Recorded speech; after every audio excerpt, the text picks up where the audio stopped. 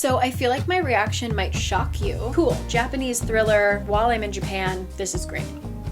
If you look, hold on, don't get your hopes up. Oh hey, welcome back. Thank you for joining us. We are here for a reading wrap up for the month of February. This was, looking at the list, truly a interesting month. I was in the US for a little bit, back in Korea for a little bit, in Japan for a bit, and so I was a little mentally not all there, you know.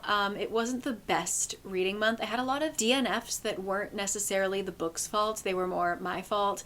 But we've got some things to talk about for sure. And one of the very last books that I read this month, so you're gonna have to stick around to the end of the video to hear my thoughts, was gifted to me by the sponsor of this video, which is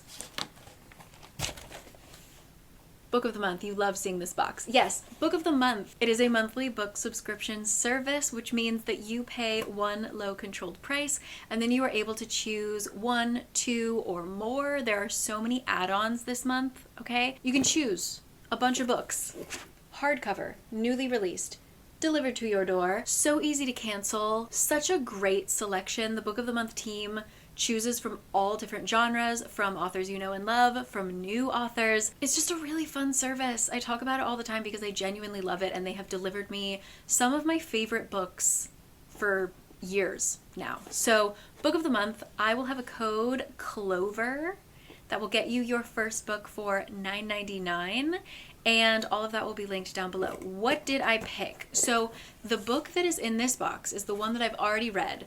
I heard so much buzz about it. Our Infinite Fates. It says, they've loved each other in 1,000 lifetimes.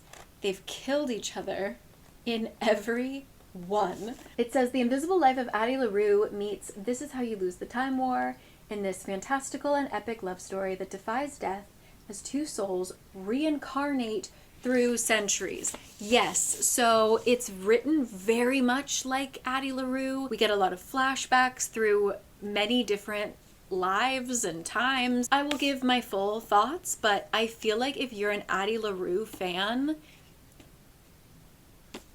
right up your alley. The next book that I got, which I'm so excited to start reading, I actually might start reading it tonight. It's called Wild Dark Shore.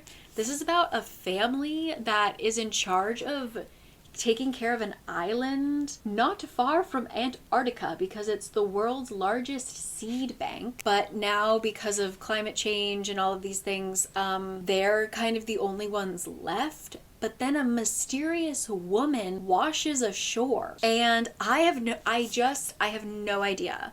I'm also weirdly obsessed with like seed banks. I think they're so interesting. Like I think there's a big one in Norway, right? I don't know. Anyway, Antarctica, seed banks, mysterious people washing up on shore, climate change, disaster, possibly post-apocalyptic feel. Say no more. Say no more. So that is probably what I'm going to be reading tonight. Thank you as always to Book of the Month. Once again, my code is CLOVER. Get your first hardcover newly released book for $9.99. Okay?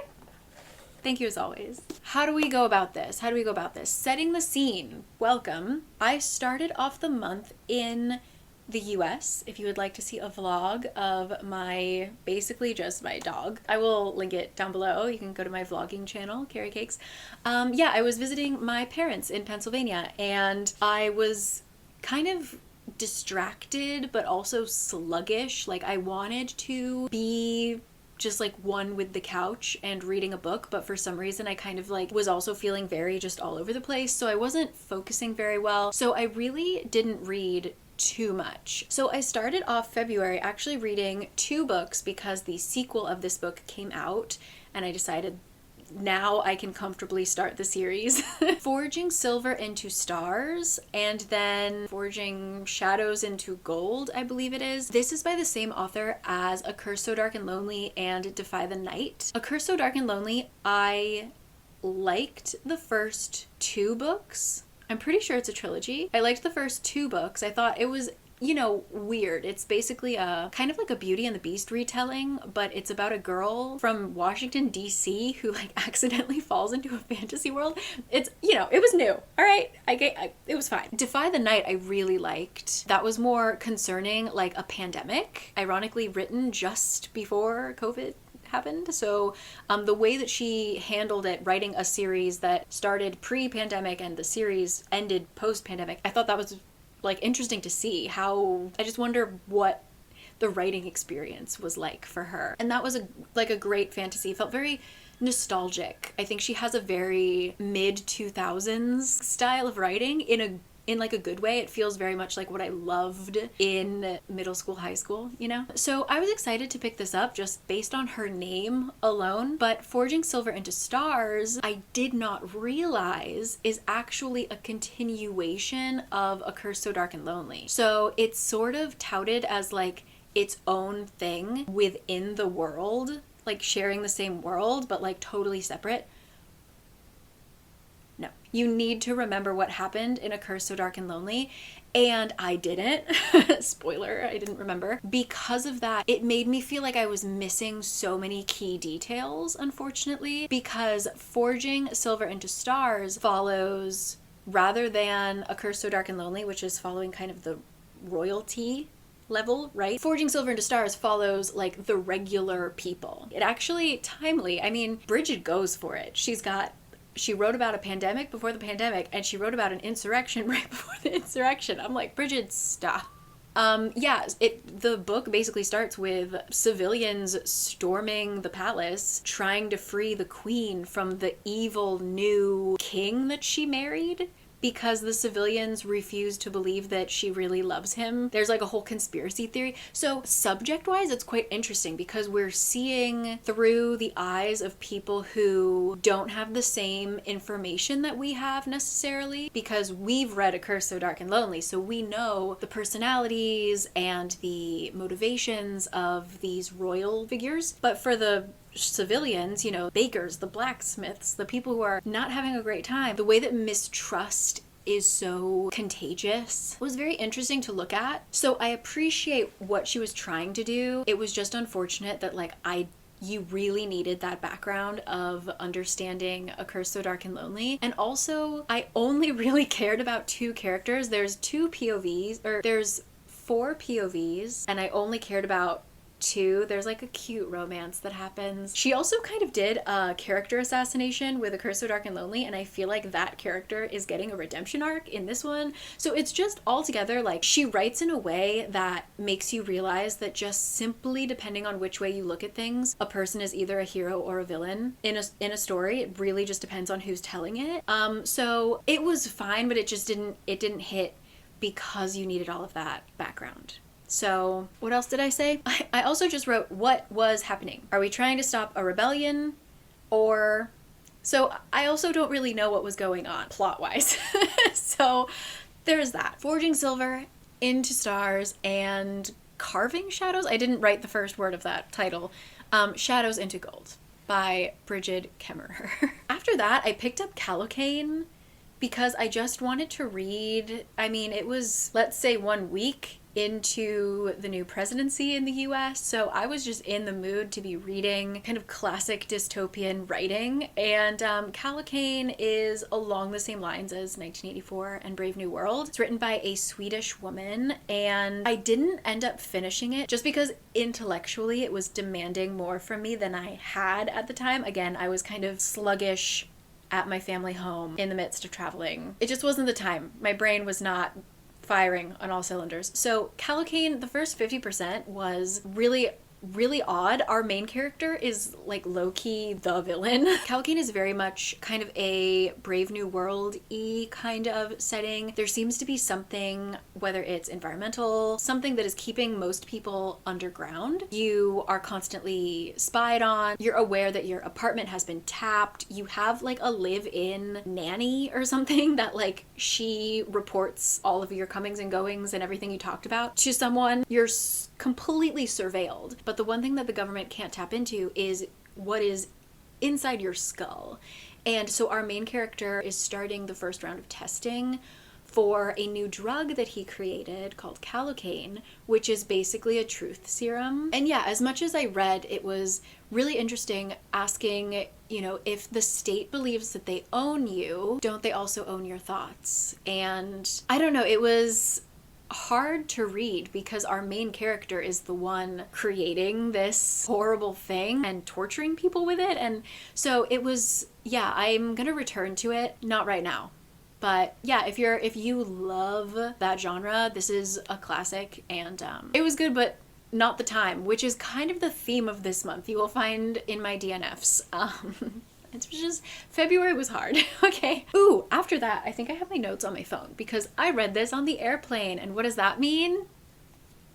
It's a rom-com. Okay, hold on. Let me make sense of my notes. What? I wrote this on the airplane, like directly after reading it. So, okay. I remember this book. So I read the rom-commers. So far, Katherine Center has been really hit or miss for me. I enjoyed The Bodyguard. I really didn't like Hello Stranger. So I thought the rom-commers has a higher rating. Maybe I'll get lucky with this one. Not really. So the rom-commers, how do I explain this? This is about a girl who is a screenwriter, or just a writer in general. I don't know if it's specifically screenwriting, but she lives and breathes rom-coms. She also lives and breathes her favorite screenwriter, this guy named Charlie. And he is like the darling of Hollywood, incredible, like awards upon awards upon awards. But he mostly writes like mafia stuff and like apocalypse, zombie, action stuff. And they happen to share an agent. Okay, like the guy who represents Charlie also low-key represents our main girl, but only because they used to date back in the day. So he's way out of her league, but he's just like doing her a favor by keeping her on his roster, right? So when Charlie decides he's gonna write a rom-com and his agent sees how garbage that script is, he enlists our girl to help. So she moves out to LA. She's ecstatic. She's gonna meet her hero and work on this script together for a few weeks. And it does not go well. Charlie is a grumpy man. Our girl is a level of stress I hope to never reach. As they're workshopping this romantic comedy, can we convince both of them that love exists? You know, I just did not like Charlie ever. He never got on my good side. Even our main girl, I don't know, she would just like do and say things that I was like, the character I knew 2 chapters ago wouldn't do or say those things. So I also wrote down so much overhearing and misunderstanding. Like she's constantly overhearing him be like, this girl's so annoying. And then she's like, oh my God, he thinks I'm annoying. Right? I put down that they wrote thumping when talking about their hearts racing. Like they more than once talk about, are you thumping? Instead of like, is that your heart racing? They would be like, are you thumping? But I wrote, it also made me cry. Charlie was kind of an ass to the very last second, but I cried. So yeah, it was kind of a bummer.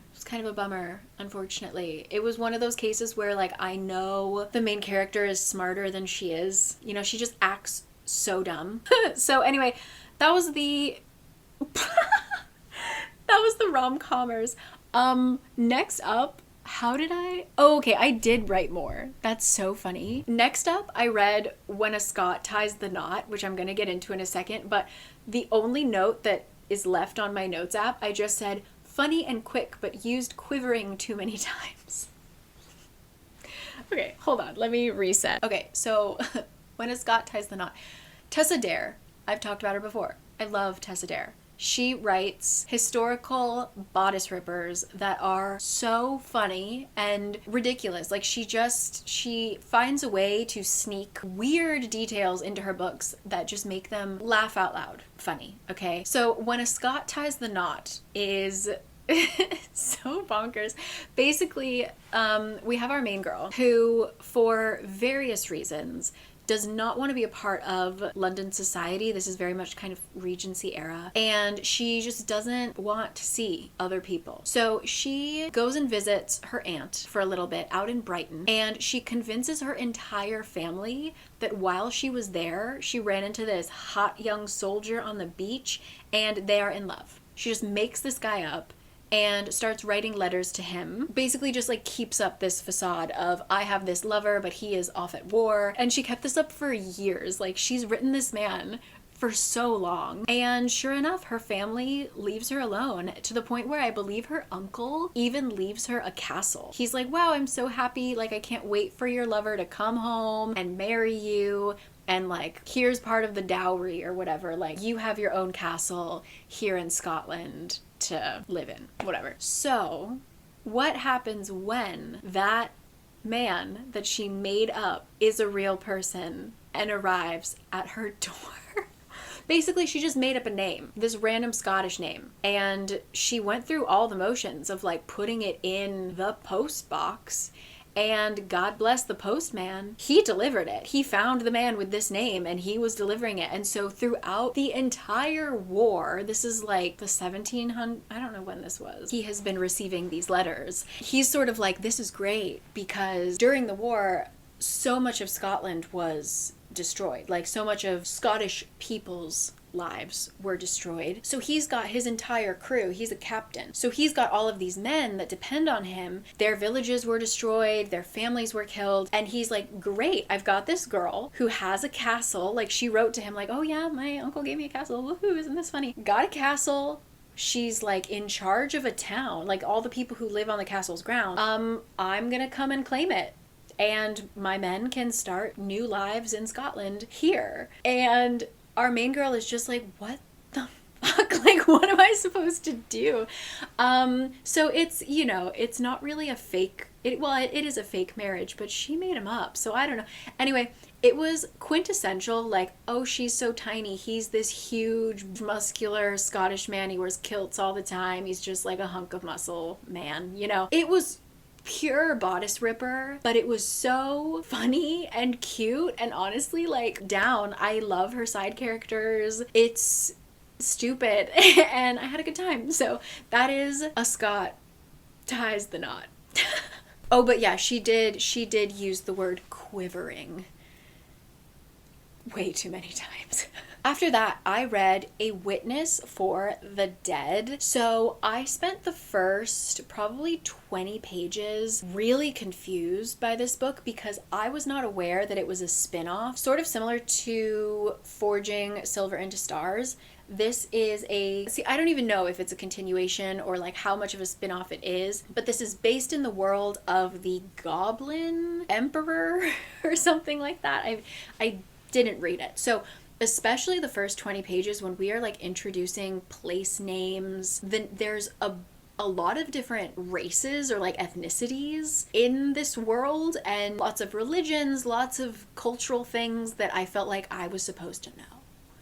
And I didn't. So very confused, but once I got over that and things started to click, this was a kind of a fun time. Witness for the Dead is about a witness for the dead who is someone who has the ability to speak to dead people. Inevitably, they are called in for suspicious deaths or issues with like relatives being upset about a will. So we follow this particular witness on trying to solve 4 different crimes simultaneously, and I wish we had narrowed it down to like 2. He's trying to solve one murder that I found really interesting, kind of about an opera singer who was murdered on the wrong side of town, and everyone is suspicious. But then again, there's a family that's mad at the will, like who is the heir to the fortune, and then I don't know, there was just so much going on that I found myself desperately wanting to return to like only 1 or 2 of the crimes. What did I write in my notes? Oh, I just wrote that I really liked all the characters, and I did for sure. But I won't be continuing the series just because it was a lot. Again, I wish it was a little simpler if we could just have really dug into those 2 crimes. But I really like the writing style. To me, the writing style felt more similar to the sci-fi that I've been reading recently than my fantasy, even though this is technically more of a fantasy with like magic and speaking to the dead. But yeah, this came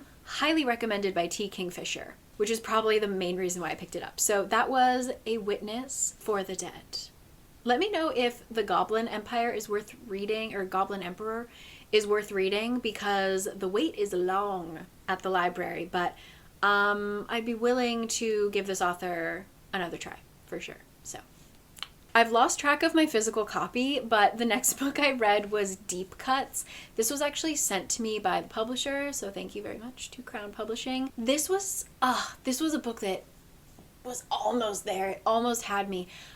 Deep Cuts is about our two main characters who are students at UC Berkeley. So the first part is mainly in San Francisco. Our main girl is a music critic, a music writer, journalist, and then our main guy is a songwriter and like clearly going to be a star. They form a friendship that is borderline toxic because they are also really great at working together. Our main girl is able to take the bare bones of his songs and just elevate them to masterpieces, but she can't write anything on her own. So they really need each other, and it becomes very toxic very fast. It takes place in like the 2000s, so they were referencing so many songs that I know and love. I loved the first 100 pages. Loved the first 100 pages. And then it just fell apart for me, unfortunately. We moved to New York, we moved to LA, whatever it is. Their relationship remains toxic, but in a way that wasn't fun to read about, honestly. They're kind of made for each other because both of them seem like pretty shitty people. I did not root for either one of their happinesses. And the amount of writing about music, which I liked from the first part of the book, got a little, not navel-gazy, but it felt like the writer, the music journalist, thought that she was writing something really profound and it really wasn't. It sort of felt, I mean, it was realistic in the sense that like if you told me to talk about music when I was like a college student at the time, I would probably be a little obnoxious, as these people are. They just weren't nice, and they weren't characters I necessarily cared for their story. So yeah, I would still, if you really like reading about the music industry, I would still give it a try, but it was really the first 100 pages for me that were so good, and then I just don't know what were we trying to do, because they're also separated for a huge part of the book. Like the whole part of the book that I loved was their dynamic together, and so they were separated for like another 100 pages of the book, and you're just watching our main girl be insufferable and mean to the people around her. Yeah, so Deep Cuts, such a solid first third. Unfortunate. That was Deep Cuts. Okay, and then next up is a DNF, but for a similar reason to kallocain, which was that I just couldn't read this in the atmosphere that we're in right now because it was making my anxiety turn up to 11. And this is Rejection. I've heard so many people say so many amazing things about it, and it deserves those amazing things. But it was making me feel things that I just didn't want to feel at the time.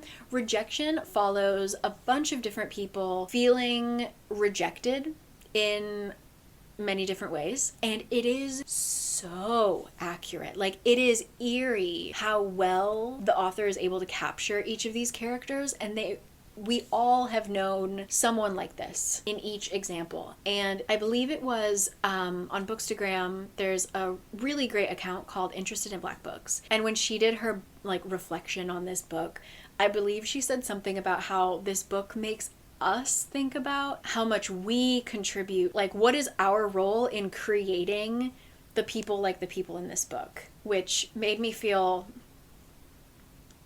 again, things I just couldn't take in February. For example, our first character that we're introduced to is like a classic male feminist. He was raised in a very progressive household. I believe he went to like a boarding school where he was vastly outnumbered. Was like one of the only boys there, and so he is very proud of how he is so respectful of women, how he really understands them, how he's a great listener. Like, he has all of these traits that he believes should then make him the ideal candidate to be a partner, right? A boyfriend, whatever. And he doesn't understand why he keeps getting rejected by girls. Like, he pretty much only has girlfriends. And when he finally, like, inevitably says, you know, I'd like to date you to one of his friends, they're always like, oh no, like, friend zone him, basically. Like, I love you like a brother, or, you know, I don't understand why you're single, but you're not for me. And he watches all of these shitty men get girls,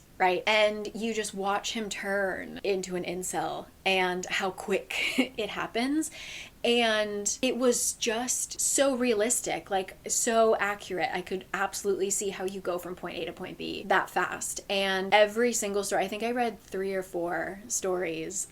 Each one was just like that, where it was like, yeah, I know someone like that. These people felt so real. Something about it, I just couldn't do it. I couldn't finish it this month. I do recommend you read Rejection because it's incredible what has been written, but go into it knowing that you're gonna be, it's sort of like, it was the same anxiety I get when I scroll and I watch too many like angry Karin videos in a row, you know, like that particular kind of anxiety, but like I also can't look away. That's how this book made me feel, and I just couldn't, not February 2025, let's just say that. So that was Rejection. Wow.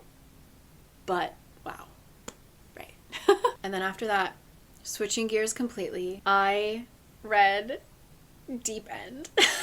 So I feel like my reaction might shock you because I'm notoriously the not a huge fan of smut girl, and I didn't mind this book. However, you get a big warning the first page, like before you even start reading the book. There is a note in the beginning that is written by Allie, and she's just like, by the way, this book is exploring kink. So like, that's what this book is going to be about. Okay? Are you ready for it? In you go. So I was like prepared for that. Like I knew that that was going to be something that she explores, and she's been doing that a lot with, I think it was even in, maybe it was Love Theoretically where I really noticed it, but she kind of picks like a theme to explore and like introduce people to in some of her books. So I think it was Love Theoretically that really talked about consent, and because one of the characters really needed, like had trust issues or something like that. And so she really went into various levels of consent and how do you meet your partner at a place that they need to be met and all of these things. So with the sections of this book about BDSM, it really felt like she was just kind of trying to teach you about people who are interested in this. She explains the dynamics and she just kind of like puts it into accessible, like layman terms. I don't know how to describe it, but it really felt like it taught me more about kink, which is what she told us it was going to be about in the beginning of the book. But anyway, Deep End, we are following a diver and a swimmer, and they discover that they both happened to perfectly match in terms of their sexual preferences. They get to explore that together. And you know what? The thing that I appreciate about Allie is she can have these like dirty, nasty, smutty scenes, and then she can have like an actual plot. And that's what I appreciated, is like, I could totally separate those. Like, if I could see that there was a lot of smut going on, I could be like, all right. And then I could get to the plot and be really interested. I went through like a 10-second phase where I thought I was going to be into diving. I watched the Olympics and was like, yeah, absolutely, when I was, like 14. So I was really interested in reading about the diving and things like that, and how she has to overcome an injury and kind of the mental blocks that come with that and all this stuff. So, I liked it. I did not like the friend plot line. I don't want to spoil anything, but the diver and the swimmer have a mutual friend, and I did not need her there. I understand that she needed to be there, but she didn't need to be there. But yeah, you know what? I had a fine time with it. I think because I went in knowing that it was going to be about what it was about, and yeah, it's not one that I'm necessarily going to reread, but it passed the time. Deep End.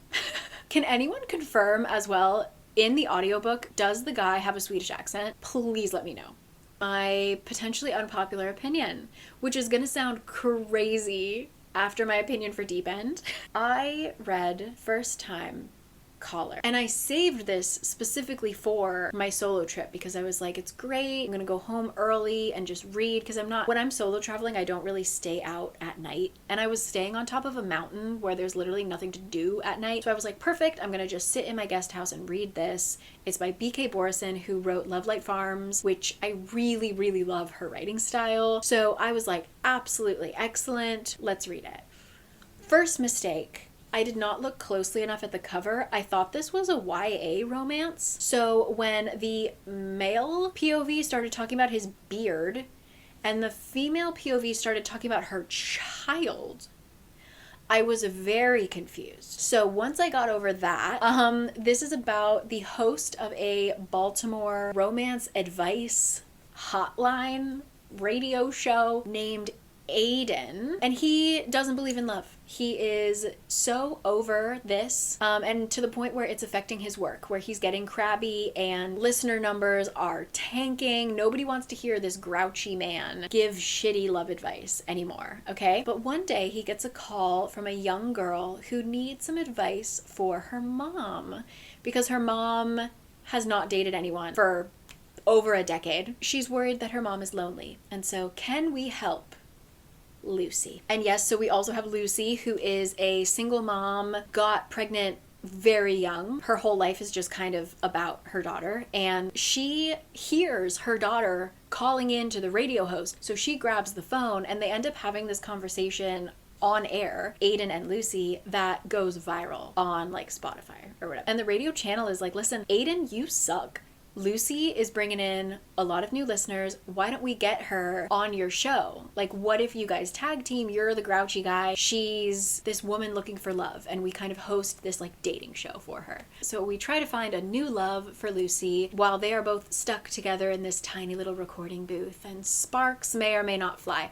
I didn't like it. Sorry to say. I think that so much of it was focused on Lucy that I didn't feel like I knew Aiden at all. And so when Aiden started like having feelings for Lucy, I was sort of like, have you guys talked? Like, where did these feelings come from? I mean, Lucy seems great, so like, yeah, I would fall in love with her too, but like, I would have liked to see more yearning. He just kind of goes from 0 to 100, but also like, he doesn't want a relationship, so they can't be together.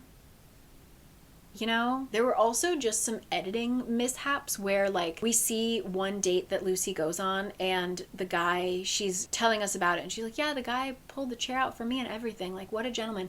The next date she goes on, the guy pulls her chair out and she's like, wow, no one's ever done that for me before.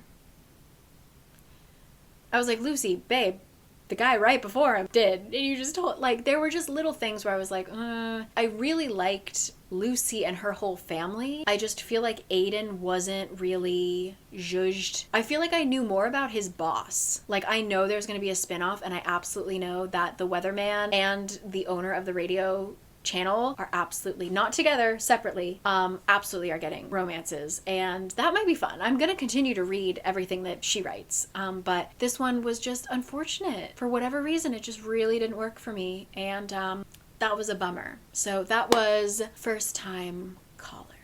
Almost done. At the end of my trip, I started reading Small Island. I think I saw this on like a list of just excellent historical fiction, and it was some excellent historical fiction. This is a multi-POV, long story, mainly about Jamaican British soldiers in World War II. We're flashing between during World War II and then afterwards in 1948 in London. And so, like I said, we're following a couple different characters, but my personal favorite POV was Gilbert, who is a Jamaican man who joins the army to fight with Britain during World War II. His experiences were devastating, like heartbreaking to read, but he has this sense of humor at the most unexpected points. He would say something and I would just laugh.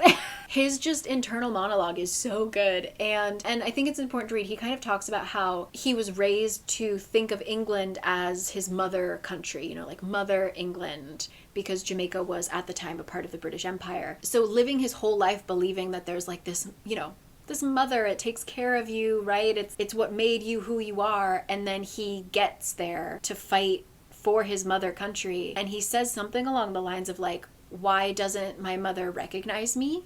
Because of how the Jamaicans are treated. He also talks about how the Jamaican British soldiers, or like the West Indies soldiers in general, are treated by the British versus how African Americans are treated by the American troops.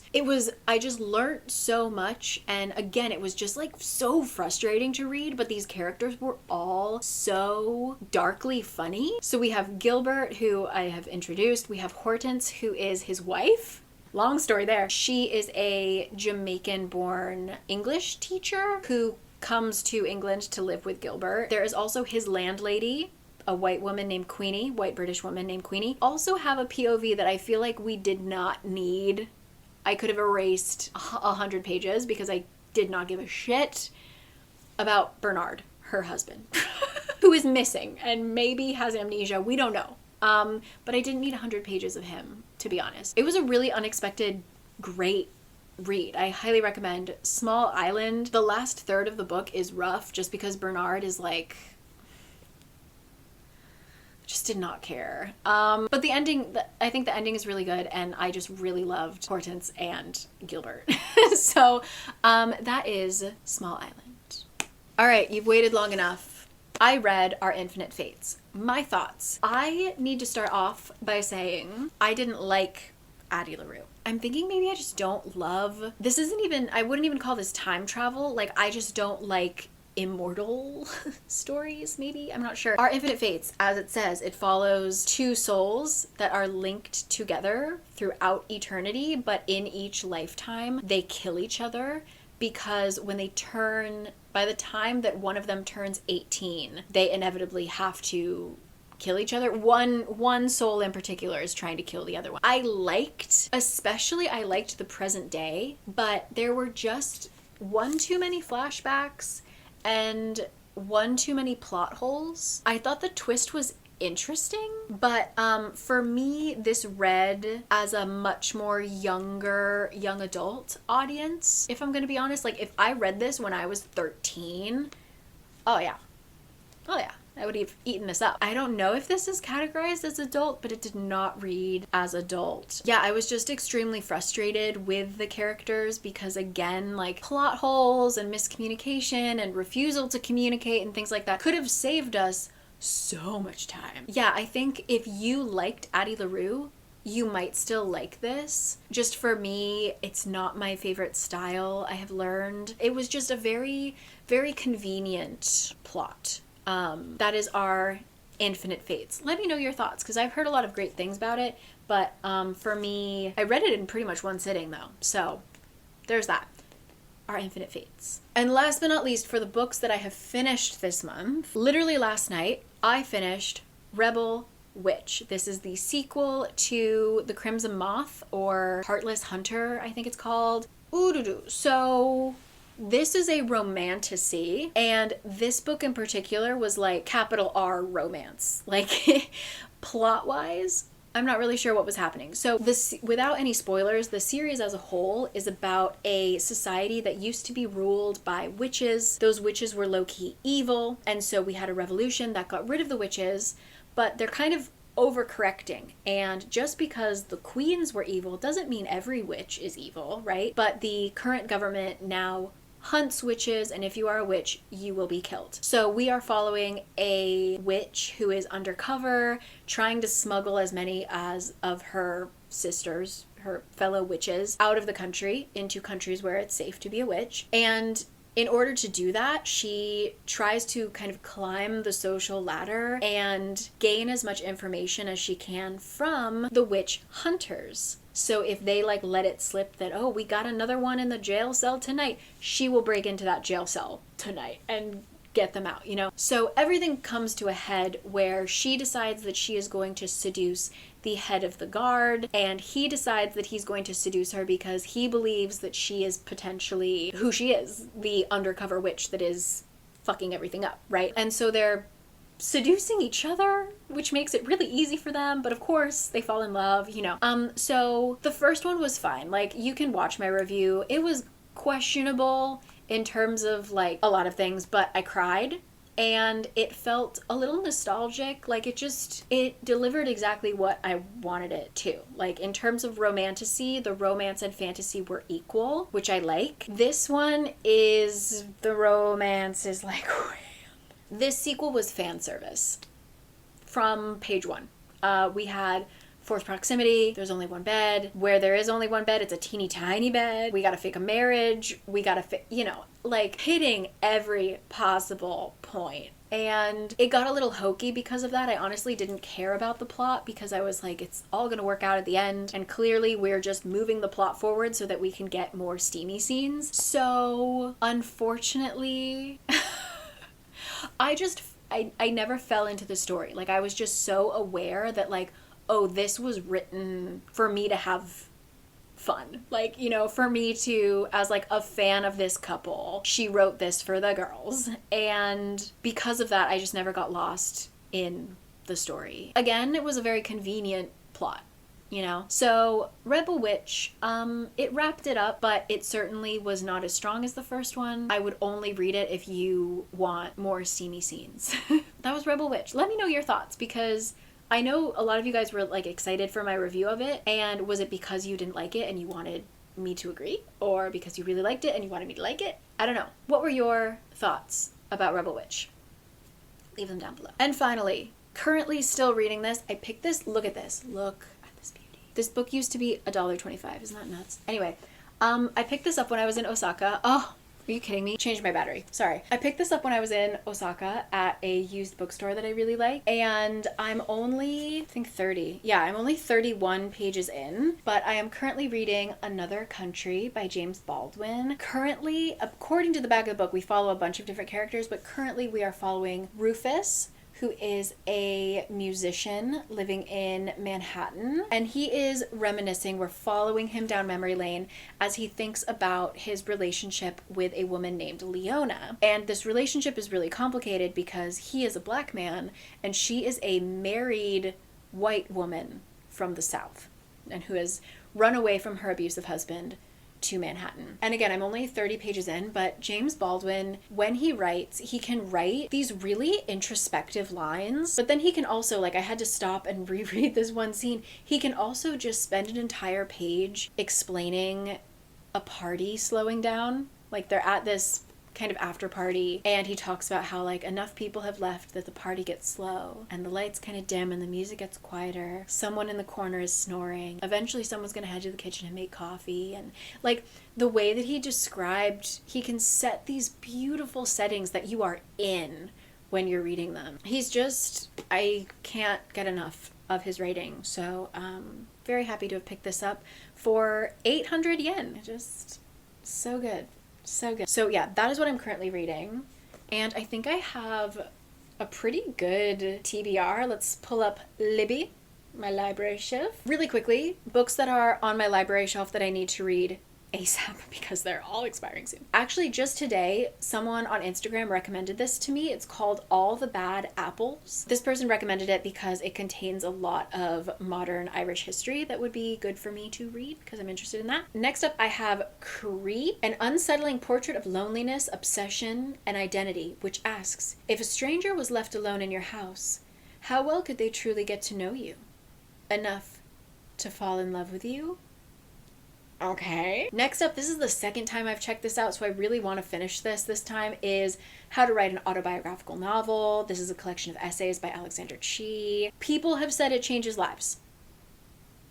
I also have Carnality. This is something about nuns. A writer searching for inspiration in Spain goes on a darkly comic, delightfully absurd journey through an underground society. I also have Vantage Point, which I believe is a thriller about kind of like Silicon Valley. The old money Whelan family has it all. Wealth, status, power. They're also famously cursed. Yeah. Things I need to read within the next 7 days. She's Always Hungry, collection of short stories by Eliza Clark, who I really enjoy. And I also have Bibliophobia, which I have read the first 2 pages of, and I have 5 days to finish the rest. So I put so many books on hold. When I hear about a book that's coming out that seems really interesting, I immediately go to Libby to put like notify me if and when my library purchases it so that I can get on the holds list. So this one just says, it's called Unhallowed Halls, and it just says in all caps, Dark Academia, ... with demons. Okay. So yeah, that's what's going on. Those are the library books I have out right now. I have a delicious holds list. The books that are gonna come in soon are stunning. So I have a lot of faith in my spring reading. I was just I finally met a Bookstagram friend in real life because she was visiting Seoul, and we both mentioned that this year we feel like we haven't read any great books and we're reading a lot less. I've kind of felt that, like I've not wanted to pick up a lot of books because a lot of them have been just kind of letdowns. I'm especially looking forward to this. I feel like I need to, that's why a couple of these are thrillers. You will notice I have checked out a bunch of thrillers. I feel like I need to maybe jostle myself out of this reading slump with some weird books. So that's what we're gonna do.